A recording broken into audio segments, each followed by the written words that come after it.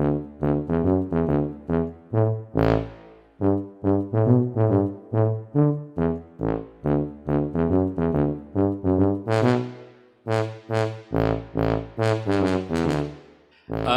is all about printmaking with Phil and Amy, and it's our new podcast.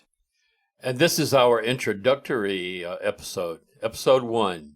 The podcast is on printmaking, but that doesn't mean we can't sit here and talk about frogs or real estate or whatever in the middle.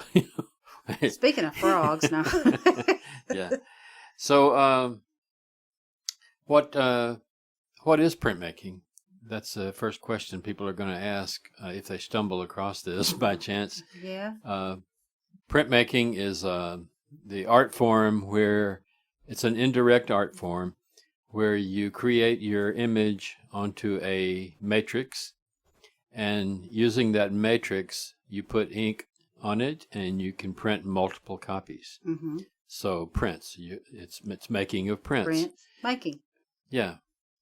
And that's the beauty of printmaking is that once you get your matrix made, you can make multiple copies. You can make an edition of 20 or 100 or whatever. So that's basically in a nutshell what printmaking is. And it's much more complicated than that, of course. And there's a whole lot more to it. And there are different forms and different materials that you use for each form. And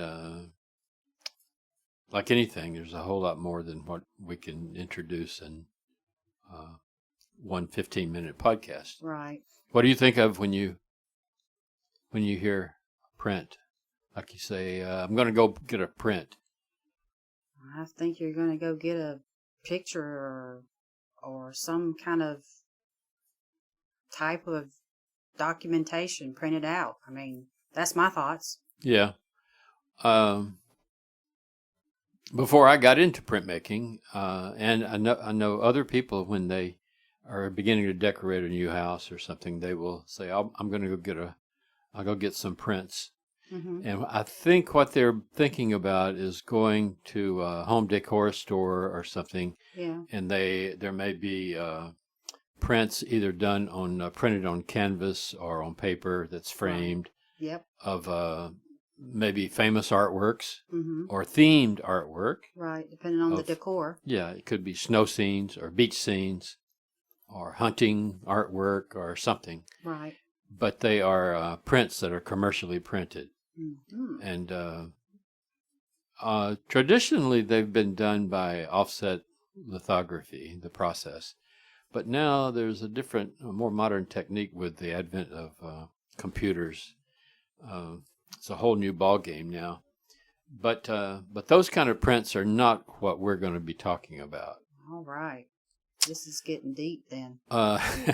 What we want to discuss and go into in depth, and maybe possibly have some guest printmakers.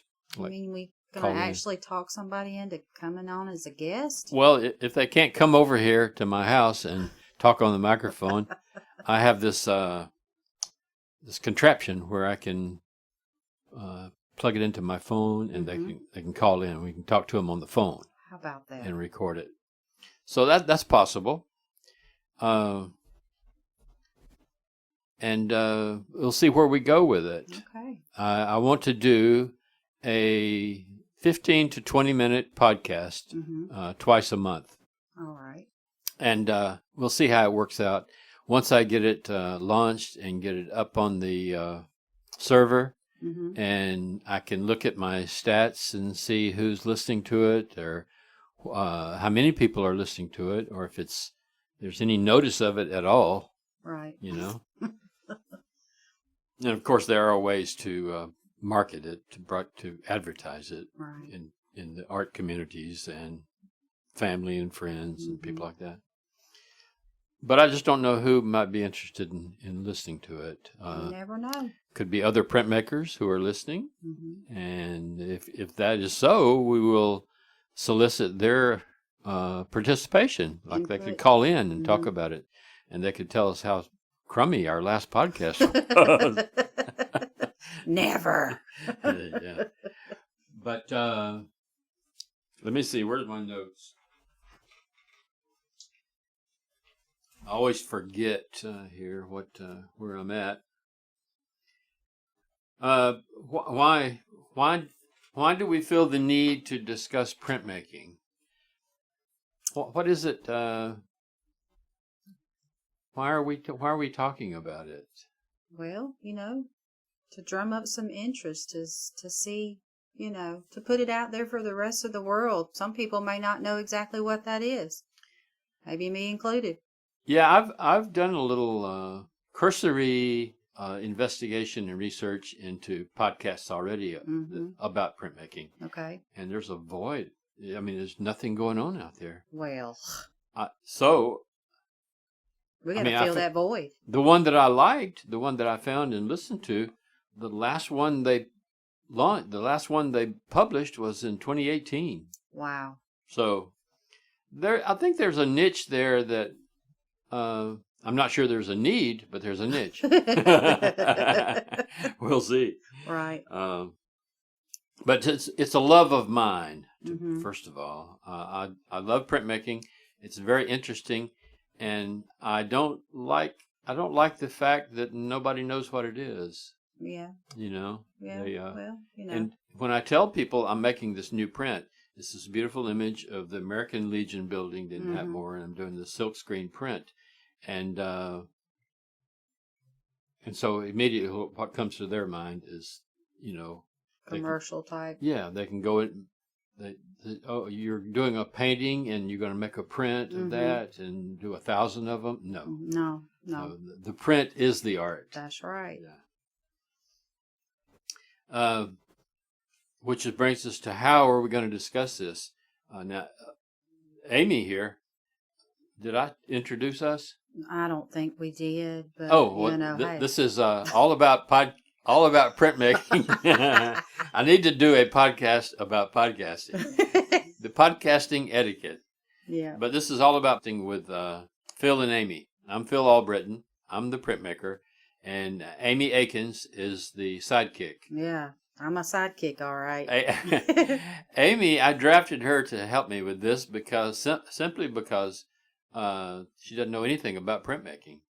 And I wanted the podcast show dynamic to be consist of someone who kind of knows what they're talking about it, and the other person who knows nothing about it, because I feel like setting up that dynamic, it'll be like a teaching session, right? Sort of.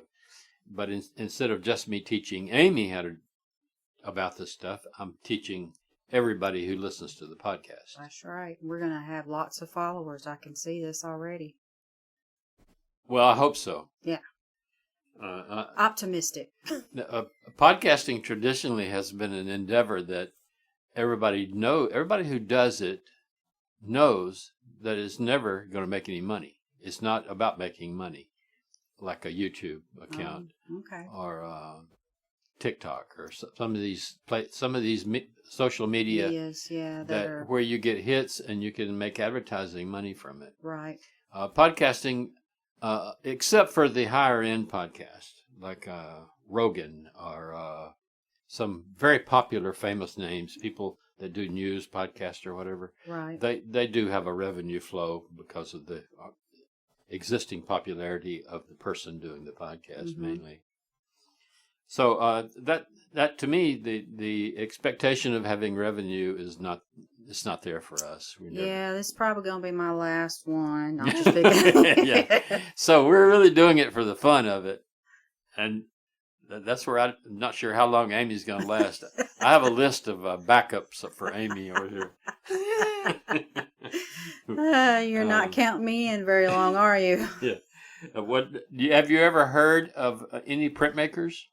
I have not. Have you ever? Or at least I don't think I have. Have you ever heard of any famous painters? Absolutely. You got Van Gogh and other ones that's not coming to my mind right now, but that one just came on out of my head there. Yeah, Van Gogh's very popular recently. He never made a dime when he was living. He was giving his paintings away. Yeah. But now Isn't that crazy? If he were still alive, he'd be a multi-billionaire. Yeah. Who's getting all that?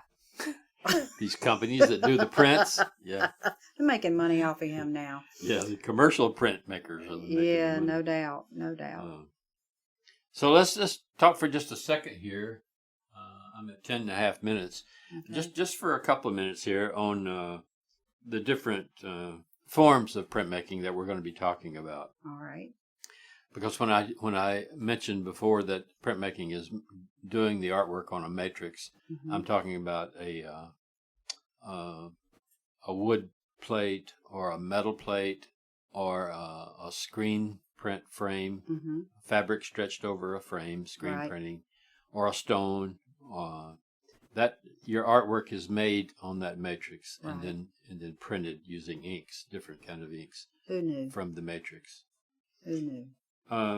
There are 4 basic forms of printmaking, which the world of printmaking is so diverse. For those of us who are involved in it, we could never in our lifetime investigate with any success all 4 forms because it's just too complicated to learn even one. Broad, huh? And when I was in college at the University of Florida, my emphasis was on printmaking. And I had a couple of very well-known in the art world printmakers who were my professors there. Right. Skelly, Kerslake was the photo etching guy. Skelly was the woodcutter. But Skelly he got his, I'm confusing him with the guy at FSU. Excuse me, never mind. But Skelly was at Florida. Right. And Kerslake.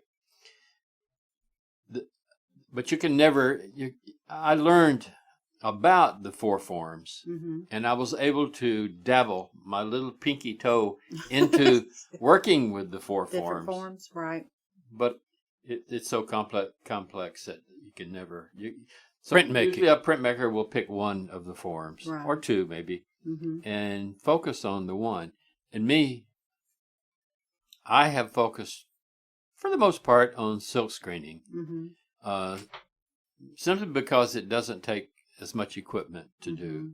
You can start with very simple equipment. Right. And you put your image on a screen, and you can screen print T-shirts, make a little money with it that way, which is not fine art printmaking, but it can generate some income that way. Right. So I started doing that, and then I started printing, getting some ideas to do photo silk screens on and printing on paper. Right. So I've got a few of those under my belt over the years, and then I got distracted with painting and drawing, so I kind of gave up the printmaking for years. But now I'm back wanting to do it again. I've got my shop all set up for silk screening.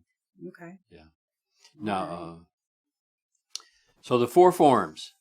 The 4 forms are relief. Relief printmaking it's where you carve into a wooden block or a linoleum block.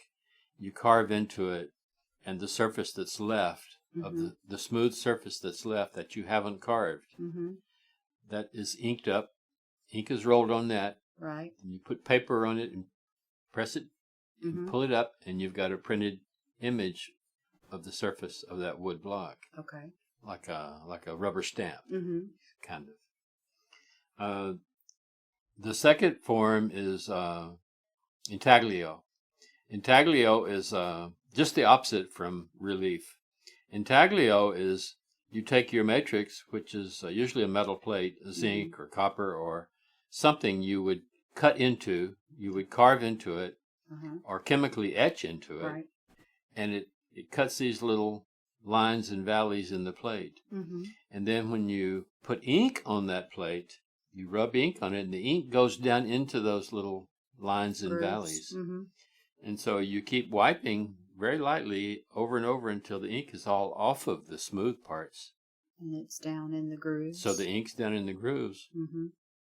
Then when you put your paper on top of that and roll it through a press, the press pushes that paper down into those grooves, picks up the ink. Wow. Okay. So it's just the opposite of relief. Intaglio. That's intaglio. Okay. Yeah. The third kind is, do you remember anything about this? We talked about this before. Stencil. Yeah. Stencil is what I do. Stencil, you can make stencils out of paper or anything really. Right. But what I do is I use polyester fabric, stretch it over a frame like a painting would be stretched. And then that fabric has an open mesh that ink will go through if you squeegee through it.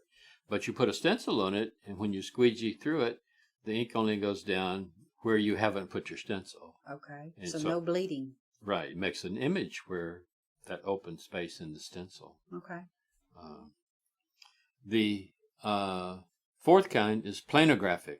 Planographic printmaking is there's no values carved, there's no lines carved, nothing is carved. It's all based on the resistance of oil and water.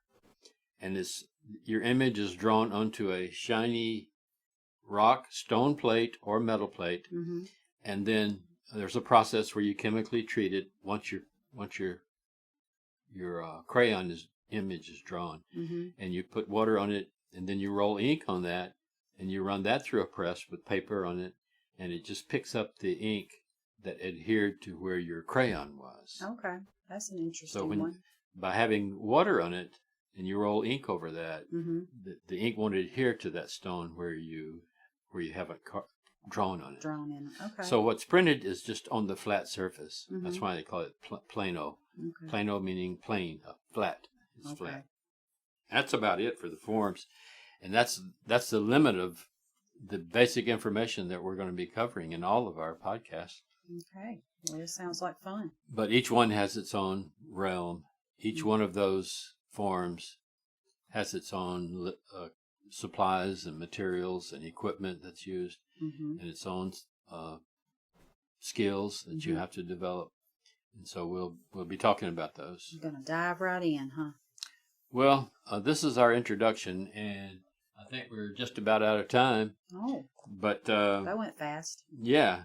I hope I've covered everything to introduce us here, and next time we'll get right into discussing the. Probably we'll start with the relief form. Different types. Yep. Yeah. Okay. All right. That's the only way I know how to organize it, is to discuss each form separately, and then we'll back up and do more detailed discussions about different procedures and techniques and all. All right. Looking All right. forward to it. Hope the audience is too. And I would like for you, until we get back, do a little research and maybe come up with some websites. Okay. Just look on printmaking on the internet and come back with a list of websites about printmaking that we could send people to or put in the show notes. So I've got or something. homework, right? Yeah, a little bit of homework, and maybe that will help familiarize you with the subject matter. All right. Well, I'm going to come back and I'm going to be able to tell all about it, right? No. I don't think so, but you'll be able to maybe give us some places to go All right. for all the vast number of listeners that we have out That's right. Millions and millions. All right, I'm going to call that a wrap up. All right. And that's it for today. Phil and Amy, all about printmaking. Okay. I started to say all about podcasting. Pod. All right, see y'all later. Bye. Bye.